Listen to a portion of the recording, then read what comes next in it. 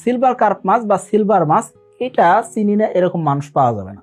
এবং কি এই সিলভার কার্প মাছ মিশ্র মাছ চাষে খুব ভালো রেজাল্ট দেয় এবং কি উপর স্তরের মাছ হিসেবে এই মাছের রেজাল্ট খুব দ্রুত আসে এবং কি বাজারে ভালো দামে বিক্রি করা যায়, দ্রুত সময় বিক্রি করা যায়। তো এই মাছের চাহিদা খুব ভালো এবং এই মাছ চাষ ব্যবস্থাপনা খুব সহজ একটা চাষ ব্যবস্থাপনা, কিন্তু সঠিক পদ্ধতি না জানার কারণে অনেক সময় মাছের রেজাল্ট আসতে চায় না। তো আমরা আজকে সিলভার কার্প মাছ চাষ কেমনে করতে হয়, মিশ্র মাছ চাষে কতটুকু গণত্ব দিব, কিভাবে চাষ করবো, চাষ পদ্ধতিতে কি ধরনের খাবার দিতে হবে সে সম্পর্কে জানার চেষ্টা করবো। তো চলুন শুরু করা যাক। দেখুন, সিলভার কার্প মাছ বা এশিয়ান কার্প মাছ, এই মাছ বাংলাদেশের সকল এলাকায় পরিচিত একটা মাছ চাষ। কারণ কি এই মাছ কার্পজাত মাছের পরিবারের ভিতরে পড়ে এবং কি এই মাছ প্রাকৃতিক খাবার খেয়ে খুব দ্রুত সময় রেজাল্ট দিতে পারে, যার কারণে মিশ্র মাছ চাষে কিন্তু খুব পরিচিত একটা মাছ।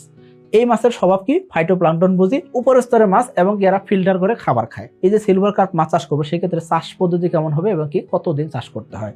চাষকালীন সময় 8 থেকে 10 মাস, অর্থাৎ মোটামুটি 1 বছরের আশেপাশে সময় দিলে ভালো সাইজ করে বিক্রি করা যায়। 2026 সালের এসে তেলাপিয়া পোনার দাম নির্ধারণ করা হয়েছে প্রতি পিস 1 টাকা 45 পয়সা করে। তবে 2026 সালে জানুয়ারি ফেব্রুয়ারির মধ্যে বুকিং করতে পারেন, তাহলে আপনি পাবেন প্রতি পিস 1 টাকা 30 পয়সা করে। তাহলে আর দেরি কেন, আজই এসে তেলাপিয়া পোনার অর্ডার করুন। এই যে সিলভার কার্প মাছ চাষ করবো সেই ক্ষেত্রে আমাদের পুকুর প্রস্তুতি কেমন হবে। পুকুর প্রস্তুতির সময় অবশ্যই প্রাকৃতিক খাবারের দিকে নজরদারি বেশি রাখতে হবে। প্রাকৃতিক খাবার যাতে তৈরি থাকে সেদিকে খেয়াল করতে হবে। তা না হলে আমরা জানি যে সিলভার কার্প মাছ ফিল্টার করে খাবার খায়, ছোট ছোট সূক্ষ্ম ফাইটোপ্লাঙ্কটন গুলো খেয়ে থাকে। সো এই জন্য আমাদের কি করতে হবে, পুকুর প্রস্তুতির দিকে ভালোভাবে নজরদারি রাখতে হবে। পুরাতন মাছ যদি থাকে সেগুলো আমাদের নিধন করে নিতে হবে। পুকুরে যদি রাক্ষসী মাছ থাকে সেগুলো নিধন করতে হবে, রোটানন দিয়ে রাক্ষসী মাছ নিধন করে নিলাম। এবং কি আমাদের পক্ষে যদি সম্ভব হয় সেক্ষেত্রে আমরা কি করবো, পুকুর শুকায় নিব। সবচেয়ে ভালো হয় পুকুর শুকায় নিলে, কারণ কি পুকুর শুকায় নিলে এখানে প্রাকৃতিক খাবার তৈরি হয় দ্রুত সময় এবং কি প্রাকৃতিক খাবার তৈরি হতে তেমন কোনো বাধা আসে না। তো এই জন্য বলবো সিলভার কার্প মাছ বা মিশ্র মাছ চাষের ক্ষেত্রে অবশ্যই পুকুরটা সংস্কার করে নিলে সবচেয়ে ভালো রেজাল্ট করতে পারবেন। এই সিলভার কার্প মাছ যখন চাষ করবো সেই ক্ষেত্রে আদর্শ পুকুরের গভীরতা 5 ফিট থেকে 8 ফিট, কমপক্ষে 5 ফিট হলে রেজাল্ট ভালো করতে পারবেন। 8 ফিট পর্যন্ত হলেও কোনো সমস্যা নাই। তবে যদি পুকুরের গভীরতা 10 ফিট 12 ফিট হয়, এইসব পুকুরেও কিন্তু চাষ করা যায়। কার্প মাছের ফেটেনিং এর ক্ষেত্রে 8 ফিট 10 ফিট পানিতেও কিন্তু ভালো রেজাল্ট করা যায়। যেহেতু আমরা সিলভার কার্প মাছ চাষ করবো, এই পুকুরের পানি সবুজ রাখার চেষ্টা করতে হবে। সবুজ রাখতে চাইলে আমরা ছায়াযুক্ত পুকুর সিলেক্ট করবো না, ছায়াযুক্ত পুকুরে পানি সবুজ হতে চায় না। পাশাপাশি সিলভার কার্প মাছের ভালো রেজাল্ট করতে হলে 50% উপর পুকুর হলে সবচেয়ে ভালো হয়।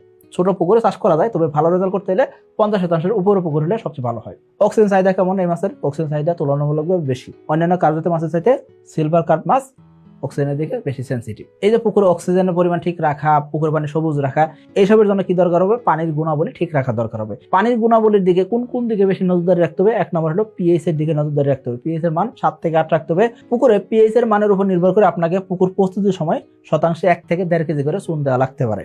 পুকুরে পিএইচ এর মান যদি 6 এর নিচে হয় বা 7 এর আশপাশে হয় সেক্ষেত্রে 1 কেজির আশপাশে চুন লাগবে। এটা মাটি এবং পানির পিএইচ মাইপে আপনি কি করবেন, পুকুর প্রস্তুতির সময় চুন প্রয়োগ করে নেবেন। আমরা পুকুরে চুন প্রয়োগ করে নিয়ে পানি প্রবেশ করলাম, পানি প্রবেশ করে আমরা কি করবো, প্রোবায়োটিকের ডোজ করে দেবো, অথবা আমরা জুস দিয়ে পুকুরের পানি সবুজ করবো, অথবা অনেক খামারে কি করে থাকেন, সার প্রয়োগ করে পুকুরের পানি সবুজ করে থাকেন। সার প্রয়োগ না করে সিলভার কার্প মাছের জন্য ফাইটোপ্লাঙ্কটন তৈরি করতে চাইলে আপনি প্রোবায়োটিকের ডোজটা করতে পারেন, এতে করে পুকুর পানি দ্রুততম সময়ে সবুজ করা যায়। এই যে আমরা সিলভার কার্প মাছ চাষ করবো, এই ক্ষেত্রে মাছের ঘনত্ব কি হবে, কি সাইজের মাছ আমরা মজুত করবো। মাছের সাইজ হবে 5 ইঞ্চি থেকে 7 ইঞ্চি, অর্থাৎ 200 গ্রাম প্লাস ওজনের মাছ হলে সবচেয়ে ভালো হয়।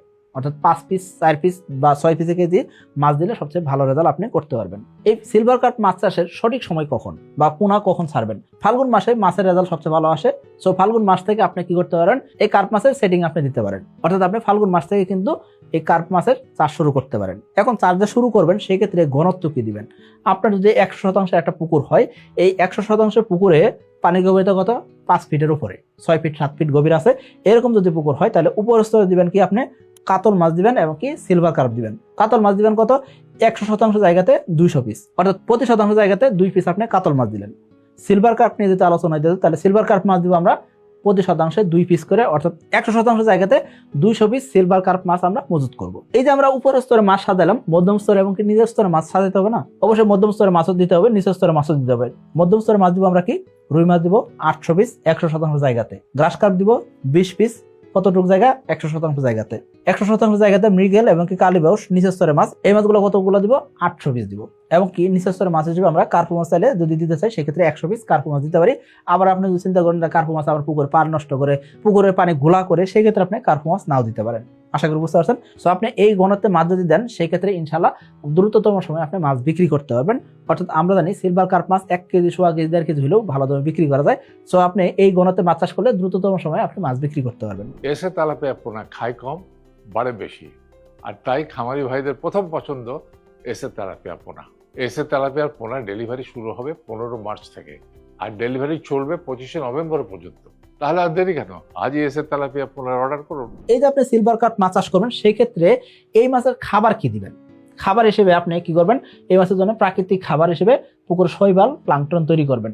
এই শৈবাল প্লাঙ্কটন তৈরি করতে অনেকে সার ব্যবহার করেন, অনেকে প্রোবায়োটিক ব্যবহার করেন। আমি আপনাকে সার প্রয়োগ করতে নিষেধ করবো, আপনি প্রোবায়োটিক প্রয়োগ করেন, অথবা আপনি ইস্ট, মোলাসিস, আটা ব্যবহার করে আপনার পুকুরে প্লাঙ্কটন তৈরি করতে পারেন। এখন এই যে প্রাকৃতিক খাবার তৈরি করার জন্য আমরা কি করলাম? পুকুরে জুস বানিয়ে দিলাম। এই জুস বানিয়ে যদি দেন সেই ক্ষেত্রে দেখবেন কি সিলভার কার্প মাছের জন্য ভালো রেজাল্ট করতে পারতেছেন। আপনি সম্পূর্ণ পুকুরে জুস ছিটাইতে পারলেন না, সমস্যা নাই। কমপক্ষে টোটাল পুকুরের 3 ভাগের 1 ভাগের ভিতরে আপনি কি করবেন?